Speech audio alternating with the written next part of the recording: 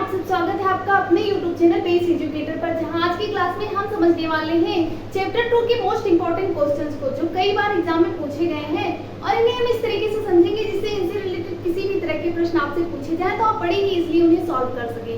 तो चलिए हमारे पास पहला प्रश्न है जो बहुत ही आसान सा है कि जब लिटमस विलेन ना तो अम्लीय होता है ना ही क्षारीय होता है, तब इसका रंग क्या होता है? यानी कि आपको लिटमस का एक्चुअल रंग बताना है। तो लिटमस का एक्चुअल रंग होता है बैगनी, और हम इसे बाद में तैयार करके लाल या नीला रंग का बनाते हैं। और जो अम्ल होता है वो नीली लिटमस को लाल कर देता है, और जो क्षार होता है वो लाल लिटमस को नीला कर देता है। तो आपको इन सभी चीजों को याद रखना है। और लिटमस का जो एक्चुअल में रंग होता है वो बैगनी होता है, और लिटमस एक लाइकेन नाम के पौधे से बनाया जाता है। लाइकेन नाम के पौधे से बनाया जाता है, और यह एक प्राकृतिक सूचक है जिससे हम अम्ल या क्षार का पता लगाते हैं। इसके अलावा हमारे पास दूसरा प्रश्न है, विरंजक चूर्ण का रासायनिक सूत्र क्या होता है? यानी कि आपको विरंजक चूर्ण का रासायनिक सूत्र बताना है। तो हमारे पास पहला ऑप्शन है NaCO3, यानी कि सोडियम बाइकार्बोनेट। ये होता है बेकिंग सोडा। बेकिंग सोडा,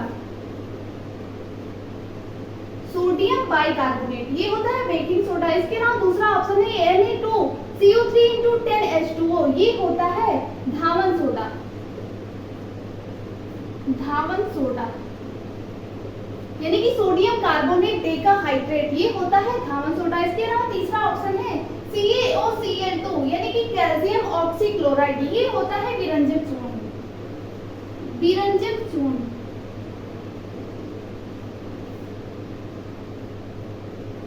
यानी कि यहाँ पर राइट आंसर हो जाएगा सी, और इसे हम बोलते हैं कैल्शियम ऑक्सीक्लोराइड। Calcium oxychloride.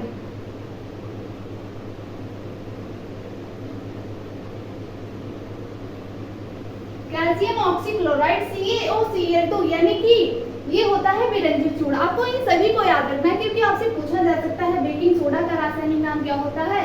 तब आपको बताना है NaCO3, यानी कि कैल्शियम बाइकार्बोनेट, और अगर धावन सोडा का रासायनिक सूत्र बताना हो तो Na2CO3 × 10H2O, यानी कि सोडियम कार्बोनेट डेकाहाइड्रेट। इसके अलावा विरंजक चूर्ण का रासायनिक नाम कैल्शियम ऑक्सीक्लोराइड CaOCl2।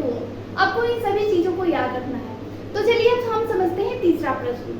तो तीसरा प्रश्न आपसे पूछा गया है Na2CO3 × 10H2O का प्रचलित नाम क्या है? ये सभी प्रीवियस ईयर्स में पूछे गए प्रश्न है, बहुत ही इंपॉर्टेंट है, और इसी तरह प्रश्न आपसे भी एग्जाम में पूछेंगे, इसलिए बड़े ही ध्यान से पढ़िएगा।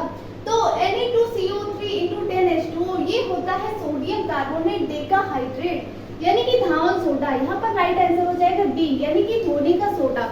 इसके अलावा हमारे पास चौथा प्रश्न है, पूर्ण रूप से उदासीन विलेन का पीएच मान क्या होगा? आपको बताना है कि उदासीन विलेन जो होता है उसका पीएच मान क्या होता है। तो पीएच स्केल में 0 से 14 तक संख्याएं होती हैं, जिनमें 0 से और 7 के बीच जो होता है वो होता है अम्लीय, और 7 से 14 के बीच होता है क्षारीय, और जो 7 होता है वो उदासीन होता है। जो 7 होता है वो उदासीन होता है, और 7 से कम जो होगा, 0 से 7 के बीच होगा, वो होगा अम्लीय, और 7 से 14 के बीच होगा वो होगा क्षारीय, यानी कि उदासीन विलेन का पीएच मान होता है 7। अब चलिए हम पांचवा प्रश्न समझते हैं, और अगर आपने अभी तक चैनल को सब्सक्राइब नहीं किया तो प्लीज सब्सक्राइब कर लीजिए और वीडियो को लाइक कर दीजिए। तो हमारे पास पांचवा प्रश्न है, निम्नलिखित रासायनिक समीकरण को पूरा कीजिए। यानी कि ये समीकरण एक दिया हुआ है जिसमें यहाँ पर गैप है, आपको इस गैप को भरना है, आपको इस समीकरण को पूरा करना है। तो यहाँ पर हमारे पास उत्पाद में दिया हुआ है कैल्शियम कार्बोनेट और जल, यानी कि जो ये अभिक्रिया जो होती है उसके फलस्वरूप हमें कैल्शियम कार्बोनेट और जल प्राप्त होता है। तो जब कैल्शियम हाइड्रोक्साइड की क्रिया कार्बन से होती है तो हमें कैल्शियम कार्बोनेट और जल प्राप्त होता है। इसके अलावा आप इस तरह से भी कर सकते हैं कि यहाँ पर कैल्शियम के 1 अणु है, कार्बन के 1 अणु है, ऑक्सीजन के 3, 1 4 अणु है, और हाइड्रोजन के 2 अणु है। और इस तरफ हमारे पास अभिकारक में कार्बन के 1 अणु है, यहाँ पर कार्बन के 1 अणु है, ऑक्सीजन के 2 अणु है, यानी कि यहाँ पर एक यहाँ पर और यहाँ पर 2 ऑक्सीजन के अणु बच गए, यानी कि हमें यहाँ पर 2 ऑक्सीजन चाहिए, और इसके अलावा कैल्शियम चाहिए, और इसके अलावा हाइड्रोजन के 2 अणु चाहिए। तो अब आप ऑप्शन में देख लीजिए, यहाँ पर सिर्फ कैल्शियम और ऑक्सीजन है, ना तो हाइड्रोजन है और यहाँ पर देखते हैं तो यहाँ पर कैल्शियम और हाइड्रोजन तो है लेकिन ऑक्सीजन नहीं है। और इसमें जब हम देखते हैं तो यहाँ पर कैल्शियम नहीं है, तो ये तीनों ऑप्शन तो हो जाएंगे गलत। इसके अलावा यहाँ पर कैल्शियम के एक अणु है, ऑक्सीजन के 2 अणु और हाइड्रोजन के 2 अणु, यानी कि ऑप्शन नंबर बी हमारा राइट आंसर हो जाएगा, कैल्शियम हाइड्रोक्साइड। यानी कि जब कैल्शियम हाइड्रोक्साइड की क्रिया कार्बन से होती है तो कैल्शियम कार्बोनेट और जल प्राप्त होता है। आप इस प्रश्न को इस तरीके से भी कर सकते हैं। आप उत्पाद में देखिए क्या क्या चीजें दी हुई हैं, उसके बाद यहाँ पर जो दी हुई है उसे हटा दीजिए और उसके अलावा जो बचती है उन चीजों को इन ऑप्शन में से आप चूज करके लिख सकते हैं। इसके अलावा हमारे पास छठा प्रश्न है, प्लास्टर ऑफ पेरिस का रासायनिक सूत्र क्या होता है। आपको बताना है प्लास्टर ऑफ पेरिस का रासायनिक सूत्र क्या होता है। तो प्लास्टर ऑफ पेरिस का रासायनिक सूत्र होता है CaSO4 × 12H2O। तो यहाँ पर राइट आंसर हो जाएगा डी। तो आपको याद रखना है कि प्लास्टर ऑफ पेरिस का रासायनिक सूत्र होता है CaSO4 × 12H2O। इसके अलावा ये CaSO4 × 2H2O ये होता है जिप्सम। यानी कि जब CaSO4 × 2H2O यानी कि जल के 2 अणु होंगे तो वो होगा जिप्सम, और CaSO4 × 12H2O यानी कि जल के हाफ अणु होंगे तो वो होगा प्लास्टर ऑफ पेरिस। और जिप्सम को जो हम 150 से 160 डिग्री सेल्सियस तक गर्म करते हैं तब हमें प्राप्त होता है प्लास्टर ऑफ पेरिस। तो चलिए हम समझते हैं 7वां प्रश्न। तो 7वां प्रश्न है, निम्नलिखित में से मेथिल ऑरेंज मिलाने से कौन सा लाल हो जाता है। यानी कि इनमें से ऐसा कौन सा पदार्थ है जिसमें अगर मेथिल ऑरेंज मिलाया जाता है तो वो लाल हो जाता है। तो आपको याद रखना है कि अम्ल में मेथिल ऑरेंज जो होता है वो लाल या गुलाबी रंग देता है। तो इनमें से कोई एक ऐसा है जो अम्लीय प्रकृति का है जिसमें मेथिल ऑरेंज मिलाया जाएगा तो वो गुलाबी या लाल रंग देगा। तो इसमें NaCl एक लवण होता है, तो यानी कि ये गलत हो जाएगा। इसके अलावा KOH पोटेशियम हाइड्रोक्साइड ये होता है क्षार, तो ये ऑप्शन भी गलत हो जाएगा। इसके अलावा H2SO4 ये होता है प्रबल अम्ल। H2SO4 ये प्रबल अम्ल होता है, और जब इसमें मेथिल ऑरेंज को मिलाया जाएगा तो वो मेथिल ऑरेंज का रंग गुलाबी या लाल हो जाएगा। तो यानी कि ऑप्शन बी H2SO4 हमारा राइट आंसर हो जाएगा। इसके अलावा ग्लूकोज एक कार्बनिक यौगिक होता है, यह ना तो अम्लीय होता है और ना ही क्षारीय होता है।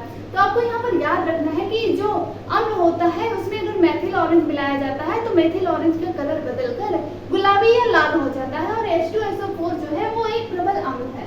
इसके अलावा हमारे पास 8वां प्रश्न है, दांतों के इनेमल में कौन सा पदार्थ पाया जाता है। तो आपको याद रखना है कि दांतों के इनेमल में कैल्शियम फॉस्फेट पाया जाता है।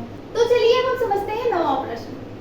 तो हमारे पास 9वां प्रश्न है, ये भी प्रीवियस ईयर्स का प्रश्न है जो दिखने में तो बहुत ही बड़ी भाषा में लिखा हुआ है और बड़ी भाषा में देखकर बच्चे घबरा जाते हैं, लेकिन इस तरह के प्रश्न जब आते हैं तो बहुत ही आसान होते हैं।